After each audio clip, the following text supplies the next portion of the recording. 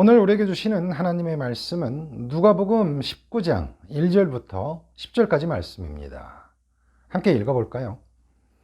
인자가 온 것은 잃어버린 자를 찾아 구원하려 함이니라. 아멘.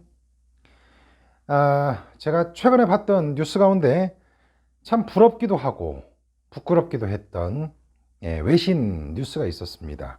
지난 7일에 보도됐으니까 한 열흘이 조금 넘게 지났죠.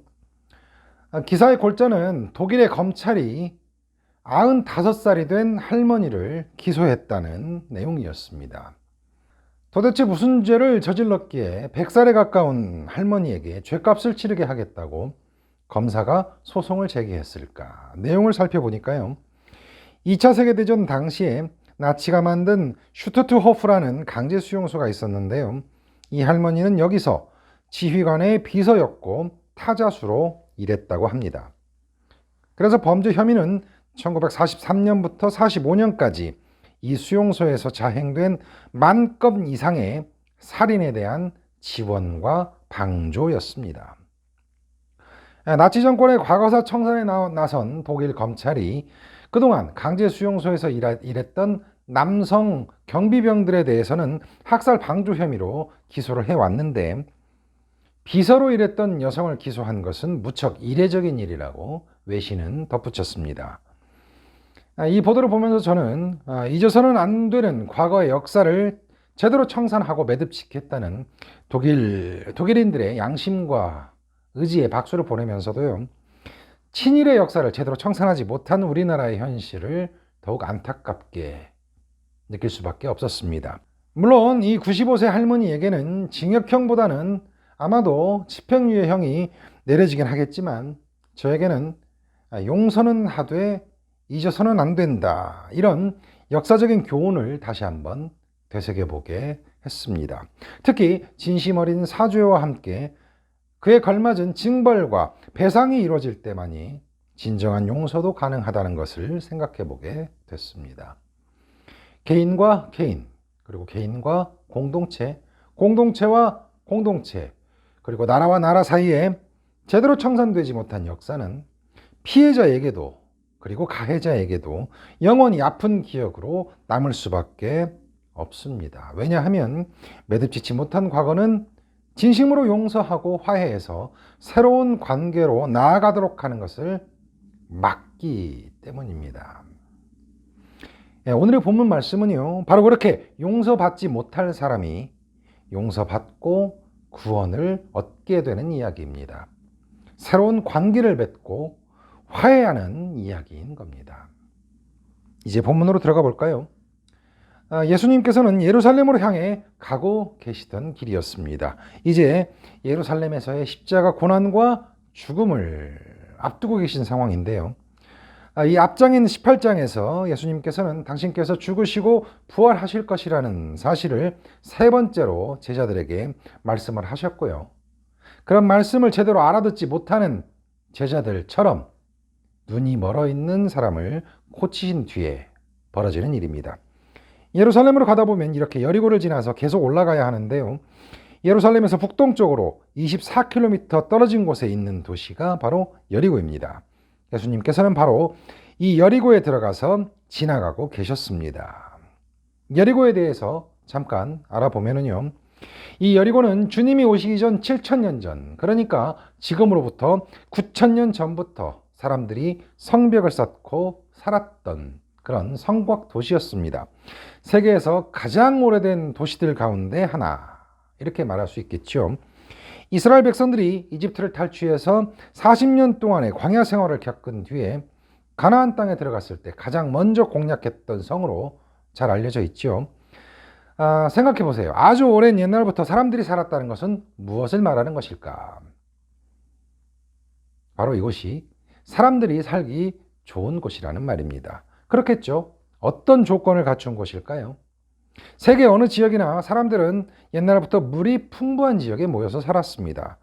물을 마시지 못하면 생명을 유지할 수가 없잖아요. 게다가 이스라엘은 무척이나 물이 귀한 곳이었습니다. 그러니까 팔레스타인에서 가장 오래된 도시인 여리고에는 수량이 아주 풍부한 샘이 흐르고 있었던 겁니다. 말하자면 열대성 기후 지역 안에 있는 오아시스라고 할 수 있을 겁니다. 그렇게 물이 풍부한 지역이니까요.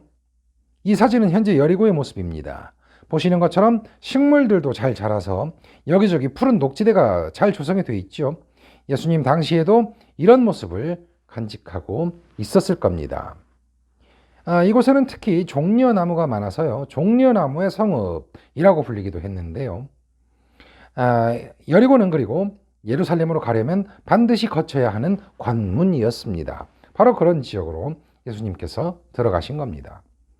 그런데 그 여리고에는 삭개오라는 사람이 살고 있었습니다. 삭개오는 세리들 가운데 우두머리였고 그래서 부자였습니다. 짧은 문장인데요. 바로 이해가 되시나요? 삭개오가 세리장이라고 하니까 지금처럼 세금을 걷는 어떤 관리, 공무원 같은 사람이 있었고 관청이 있었고 거기에서 근무하는 공무원 가운데 최고 책임자 이렇게 생각할 수 있을 텐데 전혀 그렇지가 않습니다. 지금과는 아주 다른데요. 당시의 세리는요. 로마 제국이 이스라엘 백성들에게 내라고 강요하는 세금들이 있었는데 그 세금을 대신 내고 백성들에게는 자신들이 낸 돈에 이자에 이자를 붙여서 거들어 다니는 말하자면 징세 청부업자였던 셈입니다. 그러니까 삭개오는 이런 악랄한 고리대금업자, 악질적인 대부업체의 사장이나 마찬가지였던 겁니다. 그러니까 어때요? 당연히 재산이 많았겠죠. 백성들의 피와 눈물과 땀을 빨아먹으면서 자신의 배를 불리는 그런 존재였던 겁니다. 그런 사람을 다른 백성들이 어떻게 생각했을까요? 같은 이스라엘 민족, 동족이라고 생각을 했을까요? 당시 이스라엘 백성들은 세리들은 아주 나쁜 사람들이라고 생각을 했습니다. 그래서 심지어는 죄인, 창기, 이방인이나 다름없는 사람으로 대했다고 성경은 말씀하고 있습니다. 돈이 많을지는 모르지만 공동체 안에서 사회적으로는 제대로 사람 대접을 받지 못하는 사람들의 상징적인 모습. 그것이 바로 삭개오의 신분이었고 맨 얼굴이었습니다. 그런 삭개오가 예수님께서 여리고로 들어오신다는 소식을 들었어요. 그래서 삭개오는 예수가 어떤 사람인지를 보려고 애썼습니다. 그런데 몰려든 사람들에게 가려서 예수님을 볼 수가 없었거든요. 왜냐하면 그는 키가 작았기 때문입니다. 삭개오가 예수님을 보고 싶었던 이유는 무엇일까요? 아직은 알 수 없습니다. 확실한 것은 예수님을 보고 싶어 했다는 겁니다. 예수님께서 지나가시는 그 길에 이스라엘 백성들이 몰려나와서 무리를 짓고 있었고 그래서 키가 작은 삭개오는 아무리 해도 예수님을 볼 수가 없었던 거죠. 어쩌면 키가 작았기도 했지만 그 몰려나온 사람들의 무리를 헤치고 나가서 예수님을 만날 용기도 없었을지 모릅니다. 남들이 보기에 더럽고 상대하기조차 싫은 세리장에게 기꺼이 길을 터줄 사람은 아마 아무도 없었을 테니까요. 아마도 사람들에게 밟히거나 두들겨 맞지 않으면 다행이었을 겁니다. 어쩔 수 없이 삭개오는 다른 방법을 쓰게 되는데요. 삭개오는 예수님을 보려고 몰려있는 사람들보다 앞서서 달려갔습니다. 그리고 돌무화과나무에 올라갔습니다. 예수님께서 거기를 지나가실 것이기 때문이었습니다. 예수님 주변으로 사람들이 모여있고 뛰어가는 삭개오의 모습이 그려지시나요?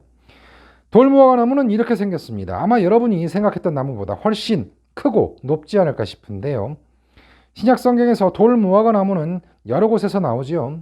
유대지방에서는 흔한 나무이기도 했습니다. 그러니까 키가 작은 삭개오가 그 나무 위에 올라가서 예수님을 훔쳐보는 데 있어서 이보다 더 좋은 나무는 없었을 것 같습니다. 삭개오는 그렇게 예수님보다 먼저 달려가서 돌무화과 나무 위에 올라가 있었습니다. 그러니까 예수님께서 그곳에 이르러서 돌무화과 나무에 올라가 있는 삭개오를 쳐다보셨습니다. 그리고는 말씀을 하시는데요. 삭개오여, 어서 내려오세요. 오늘은 내가 당신의 집에서 묵어야 하겠습니다. 이러시는 거 아니겠어요? 아마도 삭개오는 정말 이게 무슨 일인가 싶었을 겁니다. 레알? 이런 반응이 아니었을까 싶어요. 사람들에게 둘러싸여 계셨기 때문에 나무 위에 누군가 있을 것이라고 생각을 하지 못하셨을 수도 있는데 예수님께서는 삭개오를 쳐다보신 겁니다. 결국 일부러 보셨다는 거예요. 그리고는 이름을 불러주십니다. 예수님께서 삭개오의 이름을 어떻게 알았을까? 물론 삭개오는 여리고에서 많이 알려져 있는 인물이기는 했습니다. 그런데 인터넷도 없던 시절이잖아요. 스마트폰도 없어서 검색도 할 수 없는 시절이고요. 그런데 예수님께서는 삭개오의 이름도 얼굴도 알고 계셨던 겁니다. 그러니까 직접 이름을 불러주셨겠지요.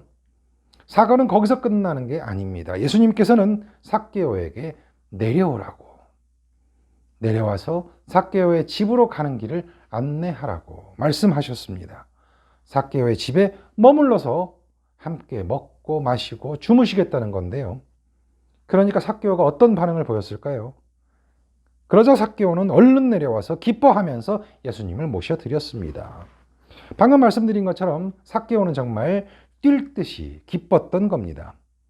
자, 그 지역의 다른 백성들에게조차 사람 취급도 받지 못했던 삭개오를 그 유명하신 당시로서는 인싸이신 예수님께서 한 번에 알아보셨고 이름을 불러주셨고 집에 함께 머물겠다고까지 하신 거잖아요.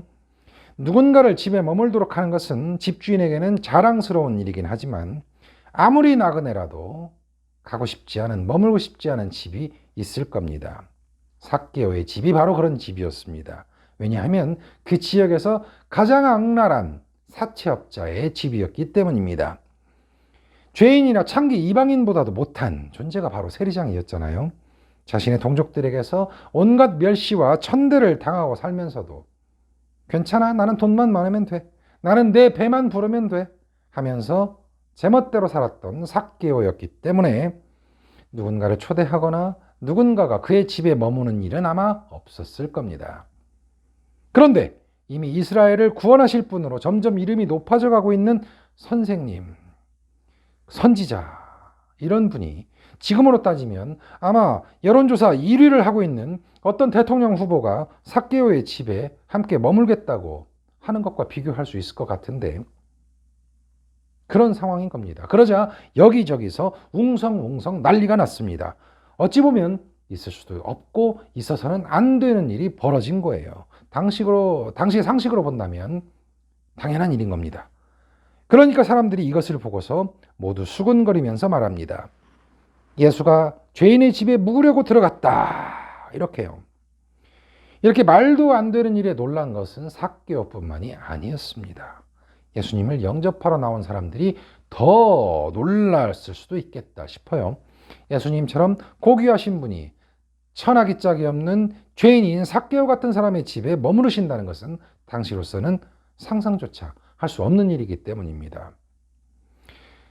유대인들은 율법을 무척이나 사랑하는 사람들이었지요. 율법을 지키려고 정말 애를 썼던 사람들이었습니다. 그것이 하나님의 뜻이라고 생각했기 때문인데요. 그런 유대인들의 상식, 유대인들의 율법에 따르면 죄인과 함께 같은 공간에서 먹고 마시고 잠을 자는 사람은 죄인이나 다름없는 사람이 되는 겁니다. 보고 있는 사람들이 놀라서 수근수근 되는 것도 사실 당시 상식으로 본다면 이해가 전혀 안 되는 것은 아니지요. 하지만 사실은 그것은 진정한 율법이 아니라, 진정한 율법의 정신이 아니라 정신은 사라지고 행위만 남아있는 그저 율법주의에 불과했던 겁니다. 그러니까 삭개오가 일어나서 주님께 말합니다. 주님, 보십시오. 제 소유의 절반을 가난한 사람들에게 주겠습니다. 또 제가 누구에게서 강제로 빼앗은 것이 있으면 4배로 갚겠습니다. 자신 때문에 웅성웅성하는 이 주변의 분위기를 삭개오도 알았을까요? 아마 알았을 겁니다. 어쩌면 자신을 변호하고 싶었을 수도 있고요. 그보다는 예수님을 요즘 말로 쉴드 쳐주고 싶은 생각도 있지 않았을까 싶습니다. 그럼에도 불구하고 삭개오는 정말 놀라운 말을 하고 있는 건데요.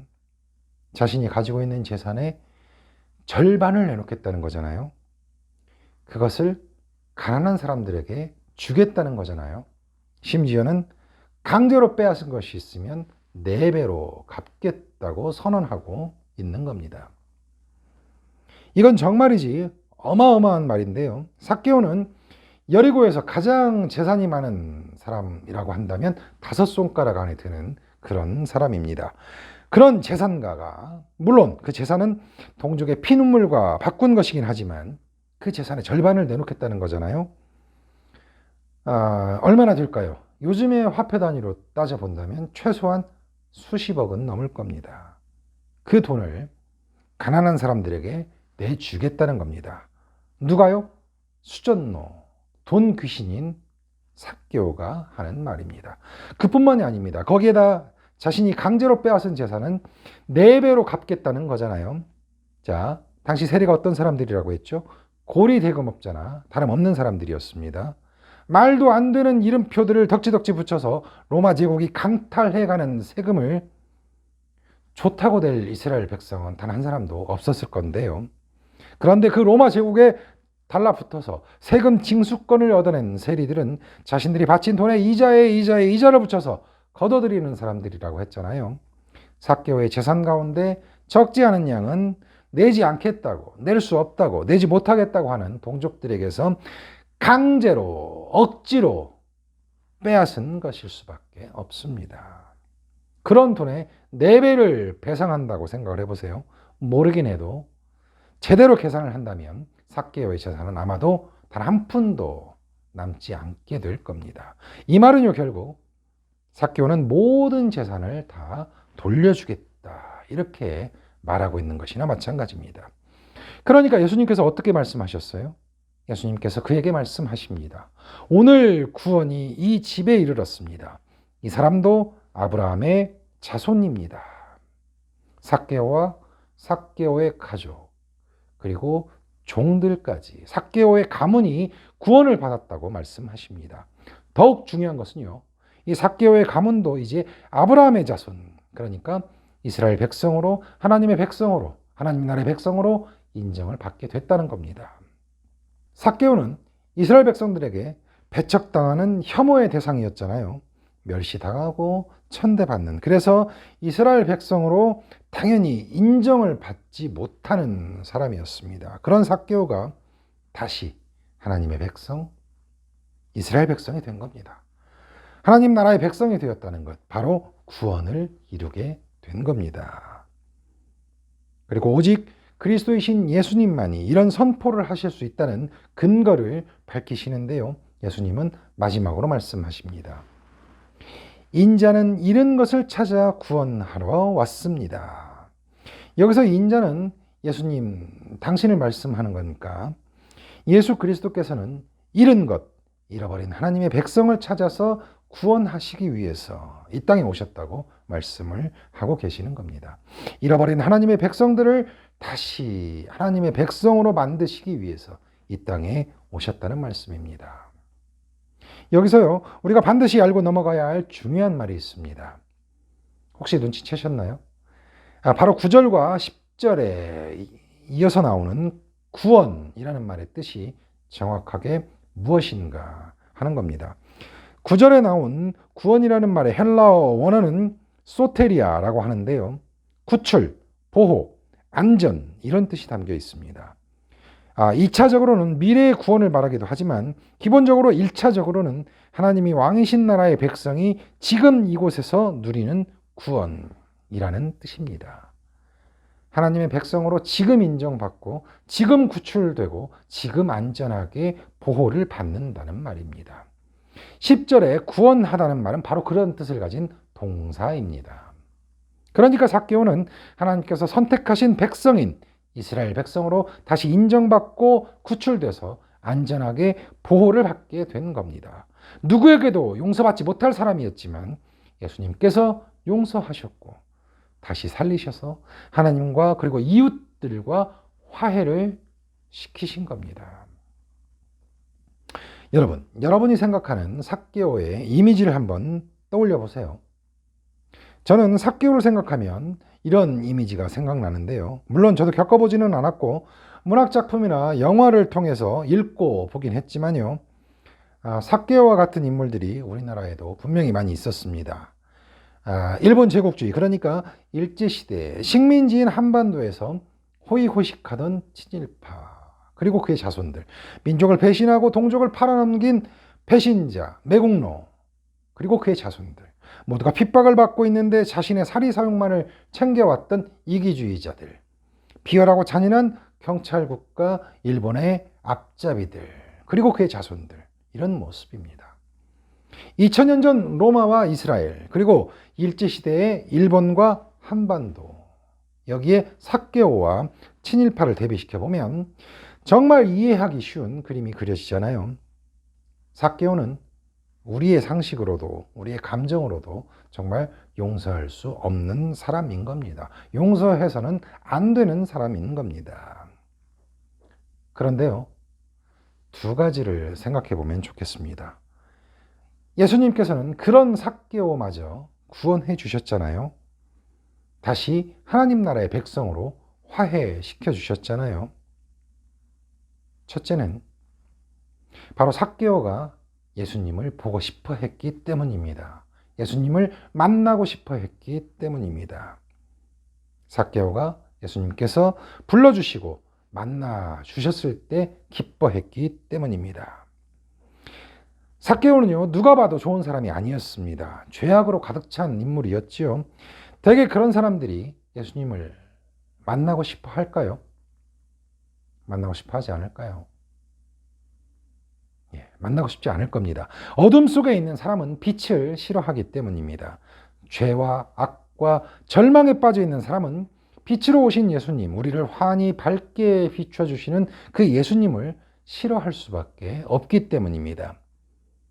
회개할 수 있는 마음조차 가질 수 없기 때문입니다. 하지만 사케오는 예수님을 보고 싶어서, 예수님을 만나고 싶어서 달려왔습니다. 왜냐하면 하나님께서 주신 하나님의 형상, 하나님의 속성인 양심까지 무너지지는 않았기 때문입니다. 하나님의 속성인 부끄러워하는 마음이 남아 있었기 때문입니다. 그렇기 때문에 그 마음을 보시고 예수님께서 알아봐 주셨습니다. 만나 주셨습니다. 그리고 함께 먹고 마시고 주무셨습니다. 사케오 안에 예수 그리스도께서 성육신 하셨다는 뜻입니다. 내 안에 예수님께서 성육신 하실 때 우리 역시 구원을 받고 구원받은 삶을 살 수 있게 된다는 겁니다. 우리는 그런 마음을 되찾아야 합니다. 그래야 회개하고 다시는 잘못된 길로 가지 않으려고 노력할 수 있기 때문입니다. 사케오와 같은 마음, 양심과 부끄러움을 회복해야 합니다.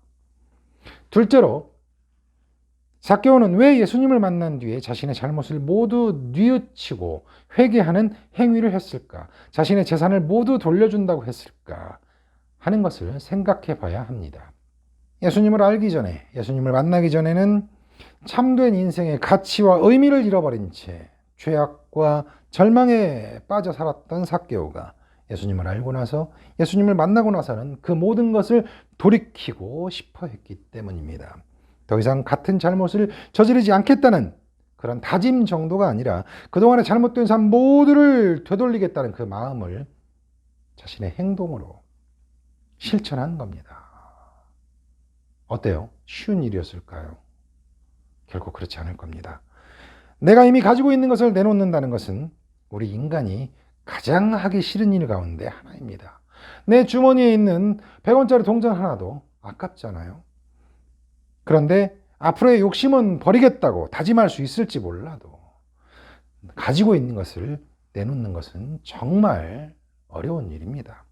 그런데요, 사케오는 예수님과 함께 있었기 때문에 자신의 욕심을 버릴 수 있었고 행동으로 드러낼 수 있었습니다. 왜냐하면 그것이 없이는 사람들과도 예수님과도 하나님과도 화해를 이룰 수가 없다는 사실을 깨달았기 때문입니다. 예수님의 구원은 화해라는 것을 깨달았기 때문입니다. 내가 안고 있는 탐욕과 이기심을 고스란히 가지고서는, 버리지 않고서는 진정한 화해에 이를 수가 없기 때문입니다. 화해를 이루시는 분은 내가 아니라 오직 한 분, 예수 그리스도시기 때문입니다. 우리의 탐욕과 이기심이 차지하고 있는 그곳에 예수님이 계셔야 합니다. 예수님의 사랑과 공감 능력이 그 그곳에 자리 잡고 있어야 합니다. 잃어버린 자 삭개오의 아픔과 슬픔을 아시고 공감하신 예수님께서 잃어버린 자 삭개오를 부르시고 어루만지신 것처럼 우리 역시 잃어버린 자 삭개오와 같은 내 모습을 보시면서도 미워하지 않으시고 사랑해 주시는 주님을 즐거워하고 기뻐해야 합니다. 그리고 그런 내 모습과 조금도 다를 바 없는 우리 주변의 삭개오들, 주님께서 잃어버린 그들의 아픔과 슬픔에 공감할 수 있어야 합니다. 그 아픔과 슬픔을 함께 위로할 수 있으면 더욱 좋겠습니다. 예수님께서는 회개하고 돌이키는 사람은 그 누구라도 하나님 나라의 백성이 될 수 있도록 해주십니다. 자신이 가진 나쁜 것들을 비우고 그 자리에 예수님을 영접하는 사람에게는 그 누구라도 예수님의 제자, 그리스도의 형제, 그리스도의 몸이 되는 권세를 베풀어 주십니다. 내 안의 삭개오를 고스란히 주님 앞에 내려놓으면 좋겠습니다. 주님 앞에 드리기만 하면 주님께서 공감하시고 용서해 주시고 화해시켜 주실 것이기 때문입니다. 주님을 배반했던 우리에게 주님께서 하신 것처럼 삭개오와 같은 이웃들과 공감하고 용서하고 화해하는 여러분과 제가 될 수 있기를 간절히 바랍니다.